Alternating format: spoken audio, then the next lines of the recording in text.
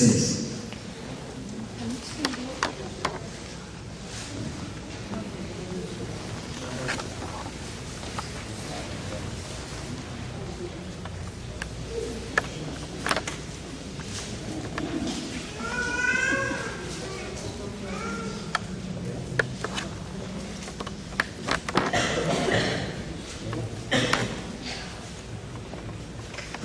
Salmo 116, versículo 3.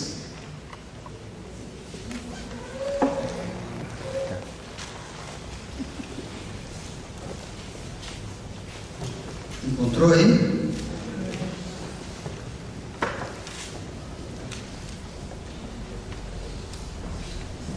Isso. Diz assim: laços de morte me cercaram, e angústias do inferno se apoderaram de mim. Caí em tribulação e tristeza.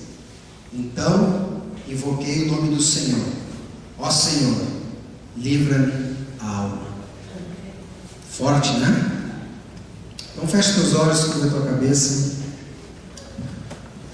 Pai, nós entregamos essa reunião nas tuas mãos. Te pedimos que tu tenha liberdade com o teu Espírito de falar ao nosso coração, de curar, de nos fortalecer, nos orientar, nos educar, nos libertar de toda opressão, de toda angústia. Te pedimos que tu sonde cada coração, cada alma, cada pensamento, e seja estabelecido o teu querer, a tua vontade na nossa vida, em nome de Jesus. Amém? Como é que nasceu essa reunião? Algumas pessoas, nós estávamos ali fazendo a nossa famosa rampa, e alguém veio ali, não sei nem lembro quem, disse: olha, tem uma fulana que está com depressão. Aí começaram a fazer algumas perguntas para mim sobre depressão. Aí eu estava falando com eles, tentando responder. Aí, no culto, antes de vir para o culto, alguém me procurou e disse: pastor, também tenho dificuldade, meu problema é depressão. Conversei com essa pessoa. Subi aqui, fui pegar os pedidos de oração. O primeiro que eu pego ali é sobre depressão. Quando eu fui pastor lá em Portugal, por isso que hoje é um culto assim, mais uma conversa, até para a gente desmistificar algumas coisas e responder algumas perguntas que as pessoas têm vergonha de perguntar ou não têm liberdade de fazer. Quando eu fui pastor em Portugal, tinha uma moça, mulher assim, que era bem próxima minha e da Soraya.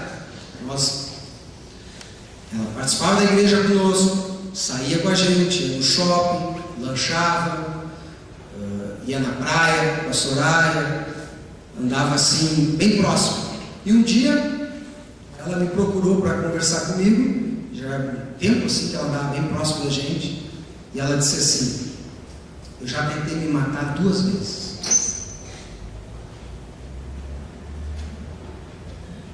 Se a afirmação em si já não era grave, o fato de eu estar do lado dela todo esse tempo e não ter percebido nada, simplesmente me chocou.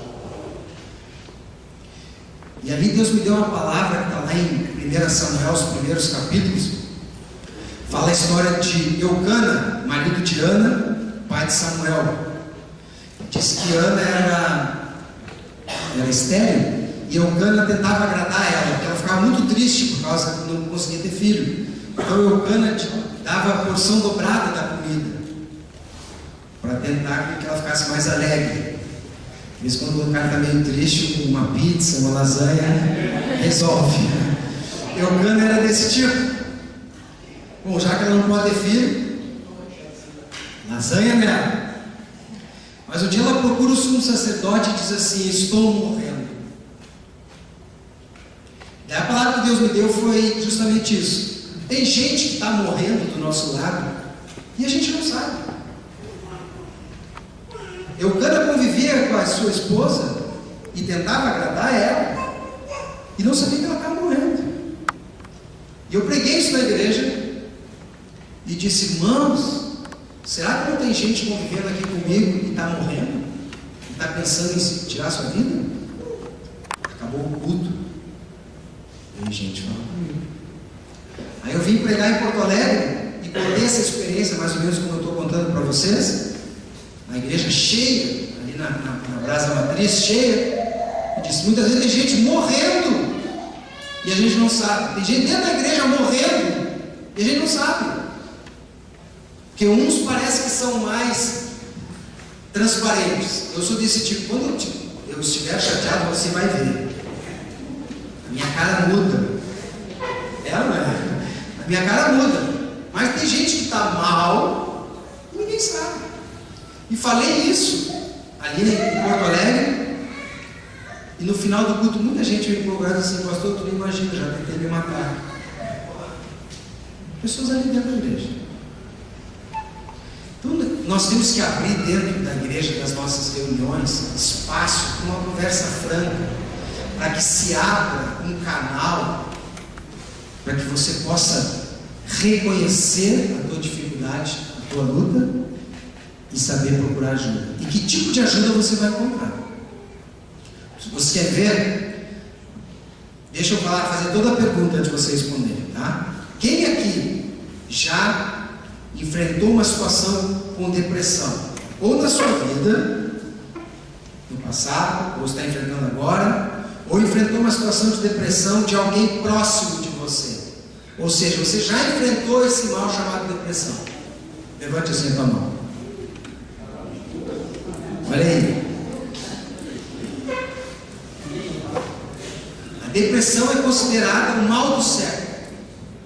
A OMS, Organização Mundial da Saúde, já deu o prognóstico que nas próximas décadas as piores enfermidades serão as enfermidades da mente, psicológica e psiquiátrica. A maneira que a tecnologia e nosso ritmo de vida está andando, está criando uma geração de paranoicos, neuróticos. Então a sanidade mental cada vez vai ser mais difícil. E tem muita gente sofrendo e padecendo de depressão. Então, para nós começar essa conversa, a gente tem que definir algumas coisas. Nós temos que saber diferenciar tristeza, melancolia e depressão. Porque hoje tudo é depressão. Como hoje, a pessoa que está muito agitada, muito problema, vai procurar ajuda. Qual é que vai ser o diagnóstico? Não.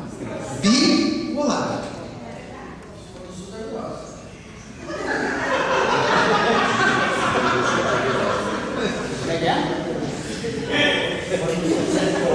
Quando tu faz um monte de exame, quer ver? Você sabe o que eu estou dizendo.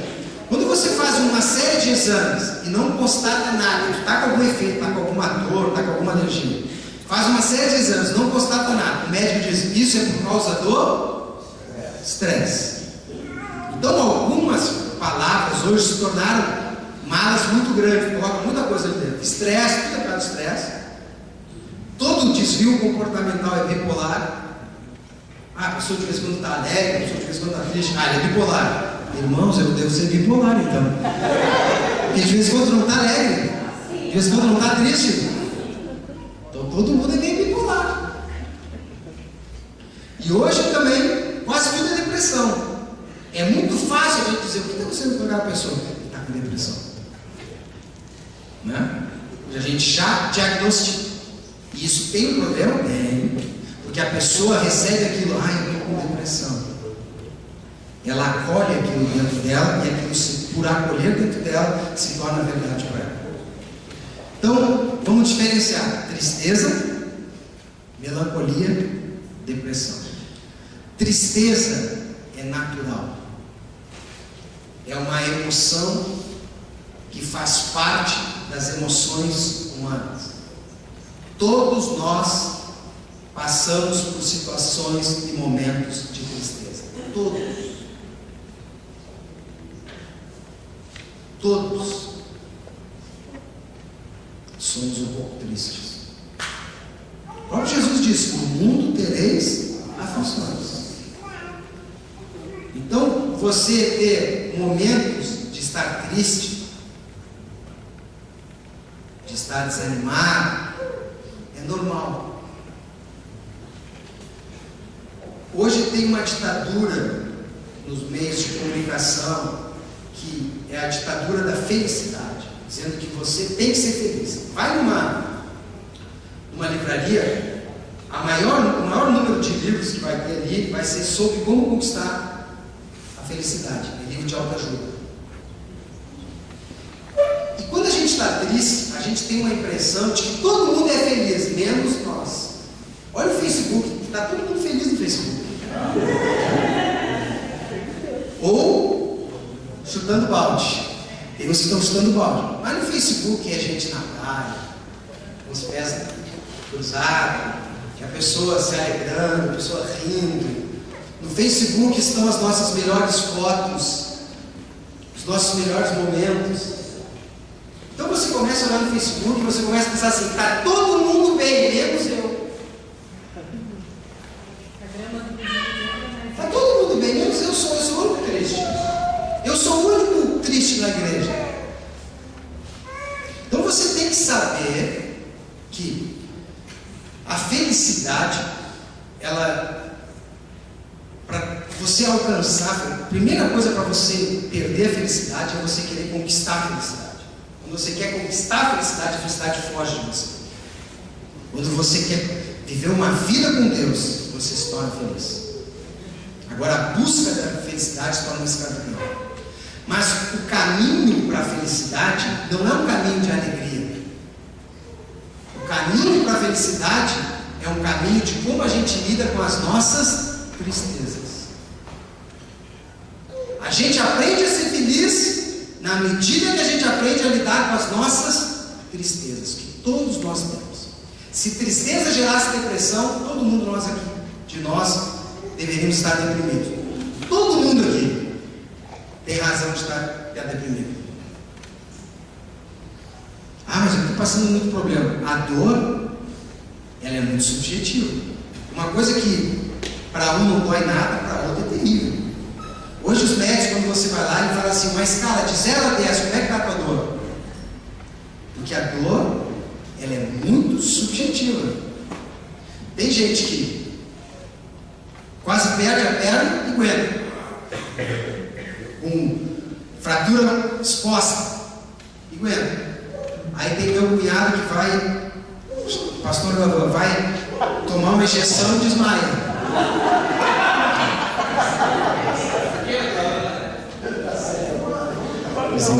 Tem que editar isso aí. Porque a dor é subjetiva. O que não dói para um, para o outro dói. Então, todos nós temos motivos de dor aqui. Todos nós temos problemas, todos nós temos dificuldades, todos nós temos razões para ficar tristes. Todos. A questão é como nós administramos as nossas tristezas. Então, primeiro ponto, tristeza. Nós temos que trabalhar isso, mas não é depressão ainda. Você está triste, você tem motivo para estar triste, não é depressão. Outro é melancolia. Melancolia pode gerar depressão, pode, como tristeza também.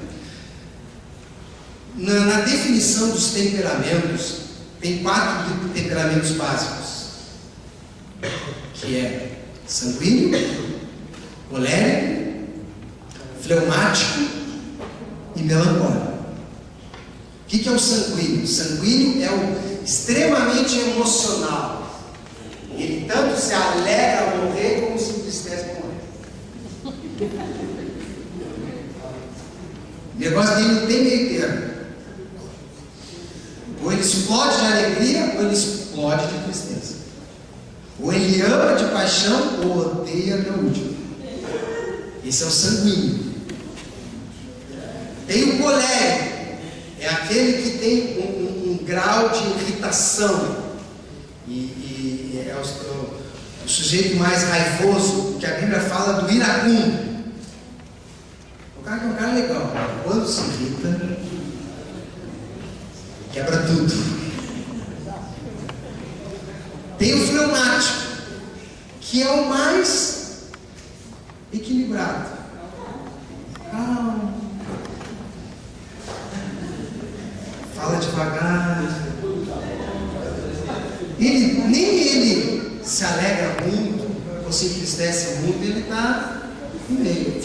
Ele vai, é aquele que anda ali na BR-116 a 60 por hora.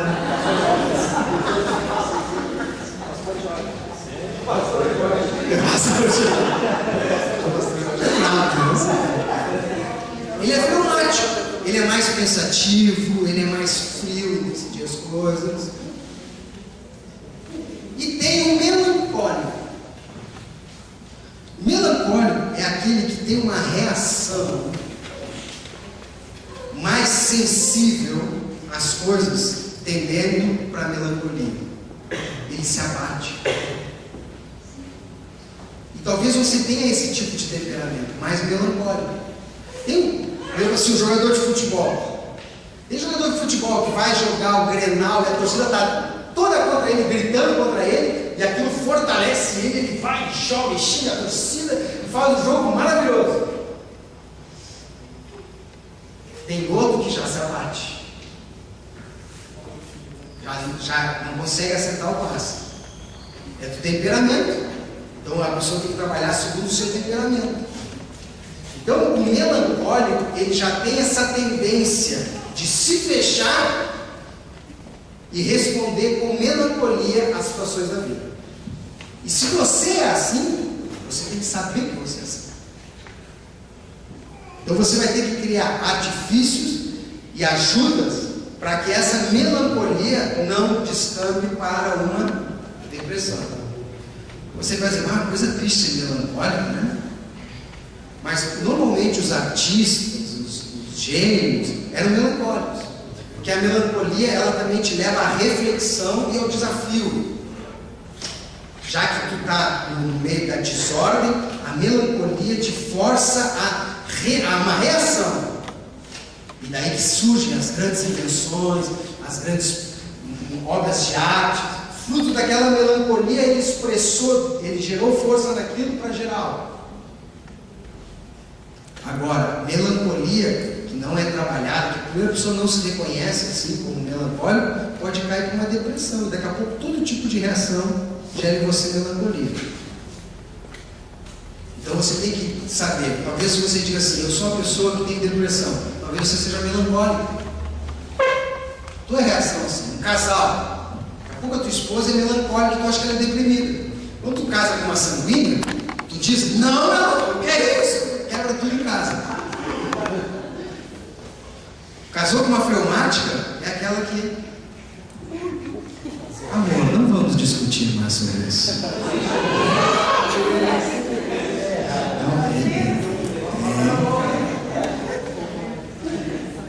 Mas pode ser que tenha uma pessoa melancólica.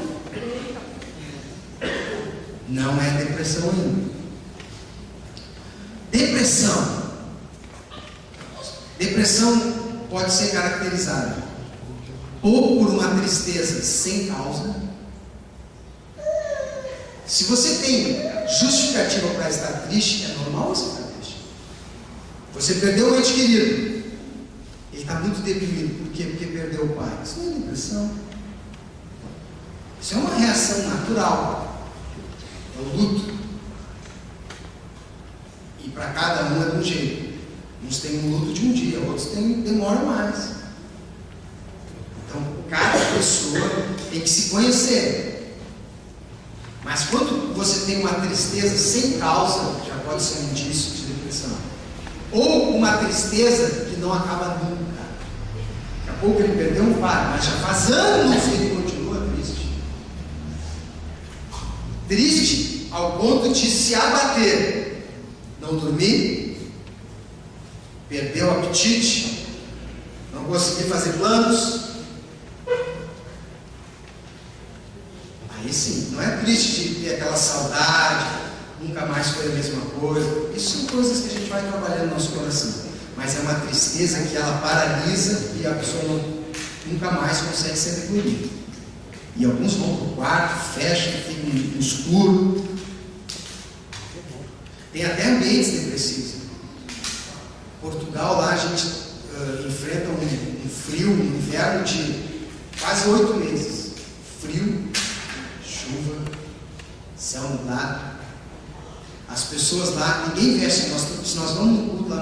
tem ninguém de vermelho, de laranja, bordô. É todo mundo de preto, cinza ou azul marinho.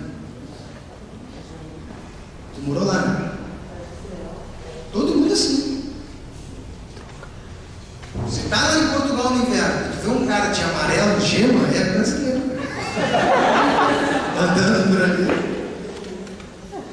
Porque a roupa expressa muito do que eles têm dentro. Tanto que, qual é no brasileiro, a música que expressa a alma do brasileiro é o samba. O samba nasceu aqui. Qual é que é a música que expressa a alma do português? O fado. Você já ouviu o fado? É isso. É toda a história de como originou o fado. A depressão. Saudade, depressão, tristeza. Existem depressões químicas, depressões traumáticas, depressões sistêmicas e até depressão genética. Não existe só um tipo de depressão. Nós, a Bíblia ensina isso, nós somos constituídos por 3 dimensões: corpo, alma e espírito. Corpo é a dimensão material, é aquilo que a gente toca, é o nosso corpo. Alma é o conjunto das nossas emoções, pensamentos, lembranças, desejos, sentimentos, é a nossa alma. E espírito é a nossa essência. Eu ouvi algumas vezes falar isso que eu vou falar e eu particularmente não concordo. Alguém dizer assim: nós somos um espírito, temos uma alma e moramos no corpo. Isso vem lá da filosofia grega, que Platão dizia que o corpo era a prisão da alma. No meu entendimento, nós somos um espírito, nós somos uma alma e nós somos um corpo. Nós somos esses 3. A gente se conhece só no corpo. E tanto que o propósito de Deus para a nossa vida é a ressurreição do corpo. O corpo não é algo que vai se perder. O propósito de Deus também é para o corpo. Mas como nós existimos nessas 3 dimensões, essas 3 dimensões podem ser causa de depressão. Nós podemos ter depressão causada pelo corpo, depressão causada na alma e depressão causada no espírito. E algumas vezes começa numa dessas dimensões e afeta a outra. Começa na alma e afeta o corpo. Começa no espírito e afeta a alma. E depois o corpo. Começa no corpo e afeta a alma. Depressão química é depressão que acontece no corpo. É depressão por falta de hormônio. Desequilíbrio hormonal. Há um equilíbrio químico no nosso corpo. E quando há esse desequilíbrio, pode causar uma depressão. Aí entra esse negócio da depressão pós-parto? Sim, com certeza. Com certeza. Por que eu estou dizendo isso? Estou dizendo isso que pode se tomar remédio para depressão. Não é pecado. Não é falta de fé. A medicina, a psicologia são ciências criadas por Deus para auxiliar os homens. Então, quando há esse desequilíbrio, tu sabe que a pessoa, algumas vezes a depressão é na alma e depois acaba no corpo, porque o deprimido, ou a tristeza, ou a melancolia vai fazendo que você, algumas coisas aconteçam. Primeiro, você começa a se alimentar diferente. Para de comer, ou come mal. E outra coisa, para de fazer exercício. Sabe que o exercício produz endorfina. Há um tempo atrás, uns meses atrás, sei lá, eu estava com uma situação complicada com meu pai. Eu fiquei 15 dias dentro do hospital com meu pai, sendo acompanhado dentro de quarto. Eu estava ali comendo mal, comida de hospital, comi um lanche, comi um pão aqui, eu estava dormindo mal, dormindo sofá, de roupa, só postava a cabeça, de 2 horas alguém ligava a luz lá, eu me acordava. Estava sem fazer nenhum tipo de exercício, até eu confessei com os irmãos ali, desde lá parei, tem que voltar a isso, parei aquela rotina, e estava numa situação estressante. O meu pai no hospital, resultados de um médico, aquele clima, aquele ambiente, até o cheiro do hospital, é um quadro que, se a pessoa não souber administrar isso, ela fica na depressão. Você já ouviu que muitas vezes quem acompanha o doente, depois que o doente ou fica bom ou vem a falecer, o que acompanha cai. Parece que daí vai tudo ali. Porque se cria um ambiente propício para que gere depressão. Então a depressão química, ela existe. E algumas vezes começa com uma coisa na alma, mas vai no corpo. Então tomar remédio para depressão não vai errado. O problema é você viver com o remédio. Porque qual é a função do remédio? Aqui eu estou me arriscando, né, numa área que não é muito a minha. Mas é para você, é uma questão de lógica. O remédio é para equilibrar novamente a química do teu corpo. Depois de equilibrada, segue a vida. Porque o que acontece hoje? A pessoa está deprimida, dá-lhe remédio pro resto da vida. Daí a pessoa fica uma pessoa que vive a vida dopada. Vive a vida dopada. Aí não tem depressão, não é porque ela foi curada, não é porque ela foi restaurada, é porque ela está dopada. Ela está dopada, ela está fora do juízo dela. Então o remédio é interessante para dar esse equilíbrio. Psicologia pode usar? Tem problema aí no psicólogo? Não tem problema. Embora cuide qual psicólogo você vai. Cuide qual psicólogo você vai. Se for um psicólogo cristão, melhor. Mas a psicologia é limitada. A psicologia serve para quê, então, pastor? Se você chegasse numa casa e a tua sala está toda bagunçada, as cadeiras estão caídas, o sofá está sem como é que é o nome nosso? Almofada, o quadro está caído, a TV está jogada para lá, está tudo bagunçado. Aí vem alguém e arruma aquele quadro, aquela sala para você, é uma coisa boa, não é? A psicologia faz isso, ele arruma os teus pensamentos.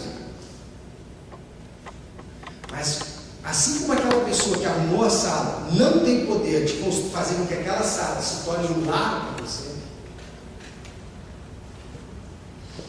psicologia arruma o teu pensamento, mas não gera em ti propósito e direção. Ele te arruma, te ajuda a pensar. Está tudo embaralhado aqui, aí vai lá o psicólogo e ele vai e te orienta. Mas até ali. Você precisa fazer com que aquela orientação se torne uma vida para você. Você encontre propósito, o teu destino, a razão de você estar aqui, e isso você só encontra em Deus. Mas há então depressões que acontecem na alma e que podem depois afetar no corpo. Você conhece aquela passagem de Elias? Sempre a gente fala, tem muito personagem bíblico que teve quadros depressivos. Não sei se ele teve depressão, mas teve quadro depressivo. Elias, Paulo em 2 Coríntios, se não me engano, ele diz assim: nós passamos por tanta dificuldade que chegamos a desesperar da vida. Desesperar da vida. Olha, o homem que pregou Filipenses tentando nos alegrar. Eu acho que tem um ponto que tinha que desesperar da vida. Saul chorou amargamente a perda do trono e não conseguiu se arrepender. Jeremias escreve um livro chamado Lamentações, onde ele diz assim: os meus olhos estão se desfazendo em lágrimas. O profeta chorando. Então existem depressões traumáticas. Depressão assim, algo acontece a nós ou não acontece e gera um trauma na nossa alma, na nossa emoção, e a gente fica deprimido e pode afetar o nosso corpo. Tudo eu falei isso para falar de Elias. Quando Elias estava nesse quadro depressivo e saiu fugindo por causa de Jezabel, e Deus manda um anjo lá falar para ele, o que o anjo fez? O anjo orou por ele? O anjo deu comida e mandou ele dormir. Qual é que foi a prioridade de Deus para tratar Elias? O corpo. Depois ele foi tratar da alma lá na frente. Mas primeiro ele disse, vai dormir. Sabe que dormir é importante para quem tem uma coisa melancólica. Porque dormir tu descansa. Eu já tive essa experiência de estar assim confuso. Parece depois que tu dorme, quando tu acorda, parece que a coisa já se acertou. Então daqui a pouco a pessoa não dorme, a pessoa está estressada, está triste, está com problema, está com dificuldade, não dorme, não descansa. Daqui a pouco começa a estourar uma depressão na pessoa. Tem vezes, irmãos, que é bom você passar a noite inteira orando, mas tem vezes que é melhor você passar a noite inteira dormindo. Tem vezes que é melhor passar a noite inteira dormindo. Descansar o corpo. Ora uma hora e dorme o resto. Tem que ter esse descanso. Então, Deus age em Elias tratando o corpo. Mas tem essas experiências traumáticas, aquela depressão traumática. Acontece alguma coisa e a pessoa ela não. A reação que ela tem a partir daquele ocorrido é uma reação depressiva. Uma depressão sistêmica. O que é uma depressão sistêmica? Você fica com depressão por causa da maneira como você pensa. Você gerencia mal os seus pensamentos. E você começa a pensar mal. Quer ver um pensamento mal, um pensamento distorcido, que muitas vezes o depressivo tem? É o poder de absolutizar tudo. É quando a gente pega e diz assim: ninguém gosta de mim. Pergunta: ninguém gosta de ti?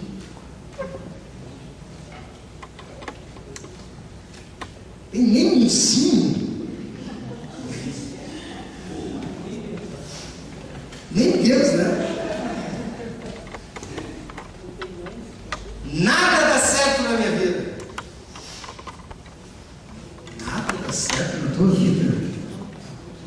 Nada.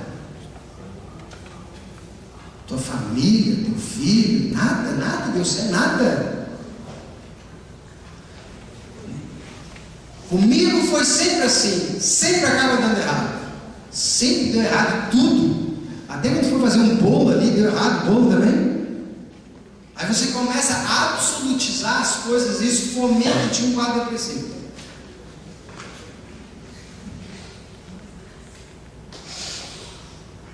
E a gente cria um quadro irreal da realidade. A gente pensa que a gente não vai passar por dificuldades, não vai passar por lutas, e que a gente não vai ser rejeitado, e que a gente não vai enfrentar situações, e a vida nos surpreende. Por isso que Jesus mesmo disse: no mundo tereis aflições. Se tu mora numa casa que costuma faltar luz,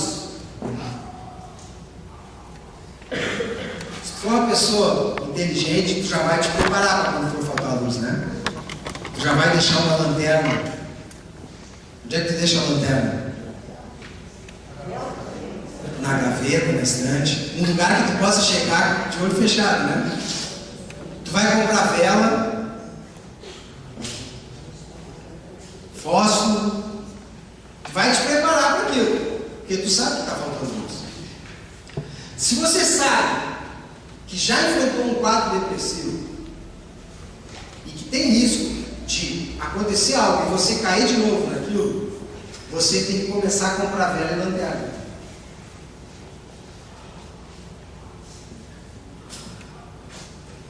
Por exemplo, uma característica da depressão: o depressivo se isola. O depressivo não quer ver ninguém, não quer conversar com ninguém. O que Elias fez? Largou o moço e foi para o deserto sozinho. O que Deus fez para ele? Deu um outro moço. vai ungir Eliseu, profeta em teu lugar. Um artifício que é para a vida, não só para a depressão, mas é para a vida, é você ter amigos e pessoas que te fortaleçam. Porque tem gente que só te joga para baixo, né?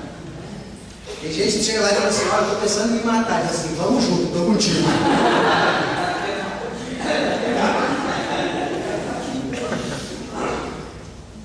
Um pastor muito engraçado virou um congresso dele, que ele disse que ele estava sentado no gabinete, entrou uma mulher assim, desesperada, e disse assim: eu quero me matar. E abriu a janela e foi tentar se matar. No gabinete dele, ele segurou a mulher: não, que isso? Ela: eu quero me matar. E ela tentando se atirar, ele segurando ela. Ele disse: não, senta aí, vamos conversar. Ele sentou, e disse: o que está acontecendo?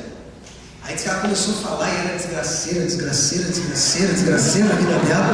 E ele ouvindo aquilo, ela disse assim: pastor, o que eu faço? Ele disse que ele se levantou, abriu a janela e disse assim: pode ir. Ele disse que ela começou a rir, e ele também. Aí depois que ela riu, ele sentou e pôde conversar com ela. É verdade.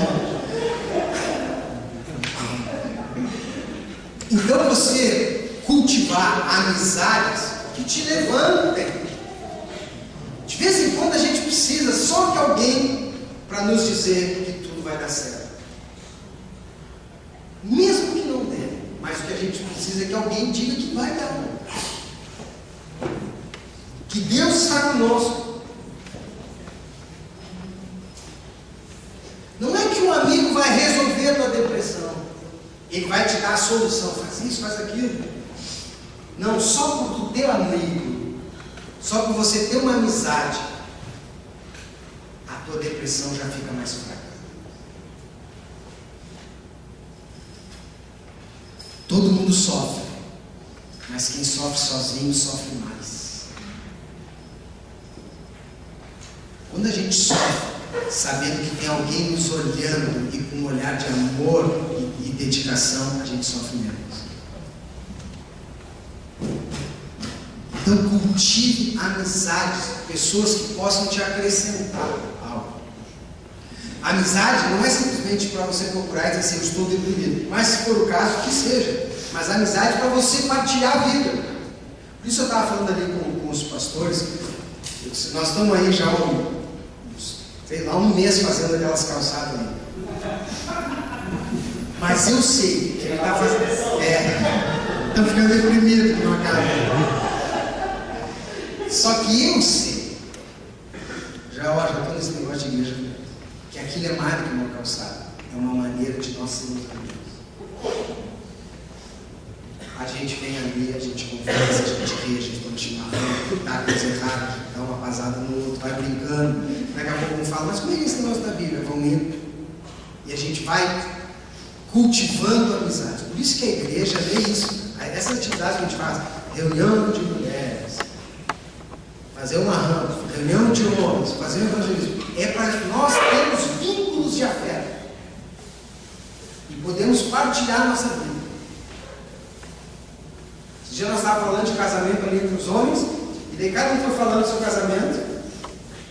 Aí quando chegou a vez do Guilherme, o Guilherme chegou e disse assim: eu quero dizer, eu não tenho problema.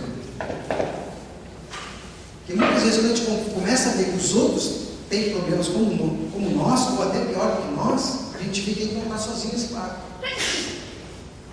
Então cultivar a amizade.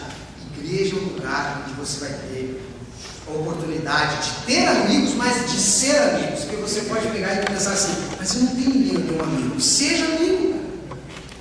Seja amigo de alguém. Tu vai ver como tu vai ter amigo. Seja você amigo.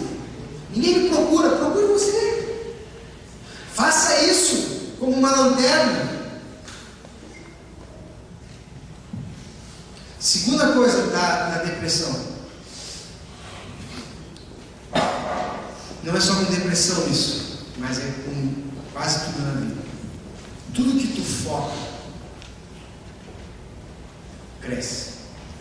A pior coisa do deprimido é ficar só pensando e falando da sua depressão. É uma maneira de você ficar deprimido, você só pensar na depressão. Como é que se faz isso? Dá um exemplo agora. Presta atenção comigo. Não pense em elefante. O que tu pensou? Quando a gente não quer pensar numa coisa, aí a gente pensa. Então, como é que a gente faz para não pensar numa coisa?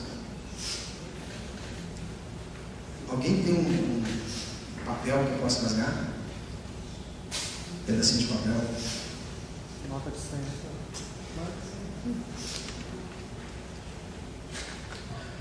Vamos fazer de conta. O papel não seria o melhor, mas é o que temos no momento. Que isso aqui seja a minha mente, tá? Esse copo d'água é minha mente. E começou a entrar pensamentos de depressão aqui dentro.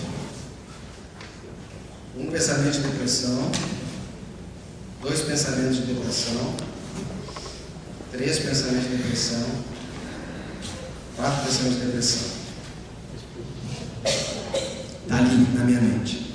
E daí o Luciano disse que é para mim não pensar em depressão. Eu só penso em depressão.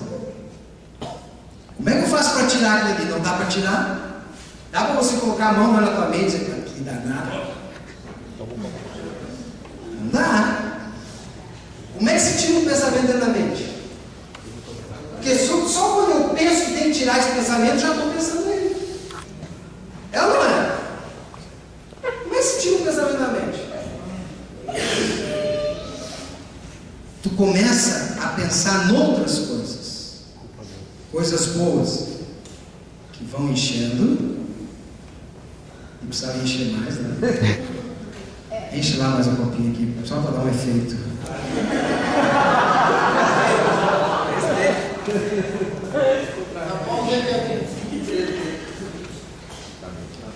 Tu vai enchendo a tua mente de outros pensamentos. E no início, o que vai acontecer? Vai estar cheio, mas vai estar ali os pensamentos juntos, misturados ali ainda. Mas já tem outros pensamentos juntos. Tá todo mundo esperando, corre, ó. Tá cheio de coisa para pensar aí, né? Mas na medida que tu começa a pensar outras coisas, transborda e sai. Por isso que a transformação se dá pela renovação da nossa mente. Como é que você renova a nossa mente? Não é tirando o pensamento errado e botando o certo. É inundando de certo para que o errado. Por isso é importante reunião. Por isso é importante culto.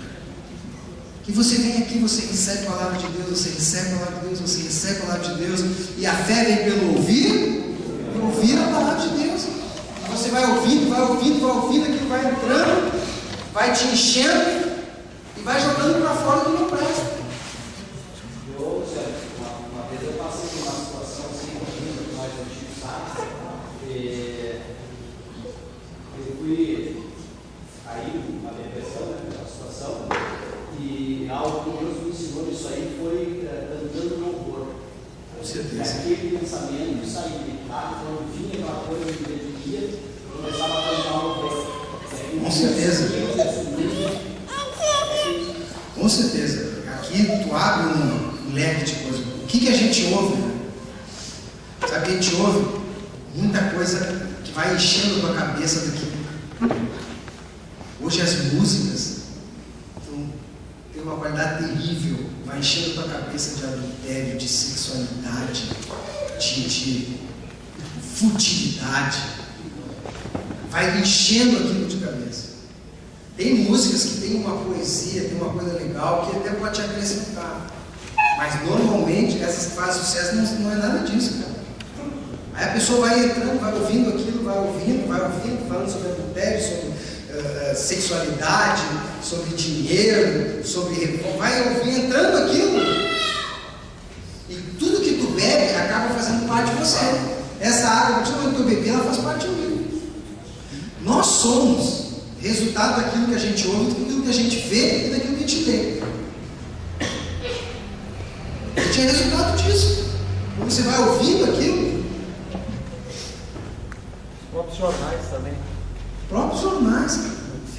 E a gente pensa que é uma coisa neutra, que aquilo ali eles dão. Não, aquilo é para te guiar a tua mente, para formar em você algo que é interessante para eles, te levar para o consumo. Olha o nosso passeio hoje. Hoje o nosso passeio é no shopping. Antes era numa praça, né? A gente ficava sentado na praça, comendo chimarrão, sentado no mar, jogando futebol. Hoje, onde é que os nossos jovens, os nossos adolescentes vão? No shopping. E no shopping é para quê? Para ver tudo. Para dizer para eles que o que eles têm não é suficiente. Que tem algo melhor, algo mais bonito, algo mais moderno. E gera, sabe que um filósofo, até que nem era cristão, ele disse que o que trazia angústia no homem na modernidade é o excesso de alternativa. A gente tem que escolher muita coisa e isso acaba nos angustiando. A fartura de possibilidades nos oprime. Você tem que decidir, você tem que fazer. Não foque na tua depressão. Cultive amizades sinceras. Tenha um momento de buscar Deus na tua vida. Quer ver? Eu vou te dar uma receita hoje. Eu não sou médico, eu vou te dar uma receita. Vou te prescrever uma receita. E funciona. Está querendo se deprimir? Leia Salmos. Salmo, tu vai ver que o Salmo, tanto a excessiva tristeza quanto a excessiva alegria, gera no salmista o quê? Uma oração.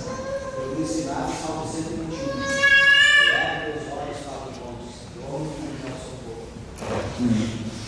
Leia Salmos e faça gerar a tua oração dos Salmos. Porque tu sabe que eu já tempo faço isso. Até eu falei com os pastores. Como é que eu oro? Fora quando a gente ora específico uma coisa, mas como é que é a minha vida de oração? Eu não posso querer que a minha vida de oração seja só baseada na minha mente, porque eu não sei orar com a mente. Daqui a pouco eu vou orar pedindo um monte de coisa que nem é para mim. E vou dar listinha de supermercado para Deus, né? Me ajoelha ali, não é assim, eu quero que faça isso, faça isso, faça aquilo, faça isso para minha filha, faça isso para sua mãe, faça isso na igreja. Tá? Vou dando a listinha. Amém, Senhor? Não, a minha oração já há tempo é isso. Eu leio e ao ler gera em mim uma oração do Espírito. Então eu começo a ler e daqui a pouco cai. Eu até dizer uma vez. Cai. E você pensa, é isso aqui que eu preciso, é isso aqui que eu tenho. E daí ali gera a minha oração do Espírito. Então o Salmo é muito isso. Você vai ler e daquela leitura vai gerar em ti uma oração. E não ore somente para Deus, para que Deus te salve da depressão. Ore para que Deus esteja junto contigo na depressão. Porque quando Deus está junto contigo na depressão, aquela tristeza não vai gerar morte, mas vai gerar em ti vida. Você, é a mesma coisa do luto. O luto é triste, é difícil, mas o luto tem uma reorganização da vida que te dá um impulso para você continuar. Você reorganiza, tem que reorganizar cada casa, a vida, já não tem mais aquela pessoa, já não tem nada. Tudo isso é muito difícil, tudo isso é muito doloroso, mas a gente tem aquele consolo que estão com o Senhor, não é um adeus, é um reencontro, um dia estaremos juntos, mas daí você reorganiza a vida e segue adiante. E vai. Não, o luto não pode te paralisar. A depressão não pode te prender. Então, se é uma tristeza para gerar em você profundidade, sabe que muita gente é muito raso, vai gerar em você profundidade, meditação, é uma tristeza que vai gerar em ti o caráter de Cristo, vai te abençoar, vai te transformar. Desconfie dos teus pensamentos durante a depressão. Tu está pensando errado. Por isso, leva os teus pensamentos diante de Deus e peça para que Deus organize isso. Que Deus coloque pessoas certas na tua vida para te ajudar. E não aceite o diagnóstico como definitivo. Você é uma pessoa depressiva, você está com depressão, Deus é que sabe. Daqui a pouco você aceita aquele hobby e você começa a se ver assim. Poderia continuar aqui, mas não vai ficar até muito cansativo para vocês e eu quero orar. Não consegui falar tudo que eu queria falar. Haverá outras oportunidades. A gente quer criar esse canal aqui na igreja. Talvez de tempo em tempo a gente pare e converse sobre isso, porque é importante parar, conversar, rever, dar chance para algumas pessoas falar, testemunhar. Somente quem passou já por isso um dia vem aqui testemunha. Mas principalmente, busque ajuda, procure amigos, busque Deus, não te isole, entre em contato com a natureza, sai para andar na rua, vai numa praça, vê as árvores. Sabe que quando a gente contempla a criação, tem algo de Deus ali. A Bíblia mesmo diz que a criação revela Deus para os homens. Então, tem algo de Deus nisso. Vai numa praça, num parque. Se tivesse praia, eles teriam dizer, vai lá no meio da praia. Então vou dizer para você não ficar deprimido.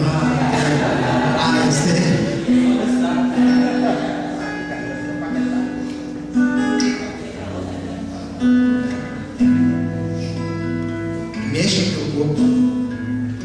Procure uma atividade física. Tenha uma disciplina em ler a Bíblia, em orar, participar da vida da igreja, não só dos cultos, participar da vida da igreja, da vida, da comunidade. Participe, venha. Lá em Portugal, os deprimidos eu chamava tudo para o Projeto Amor.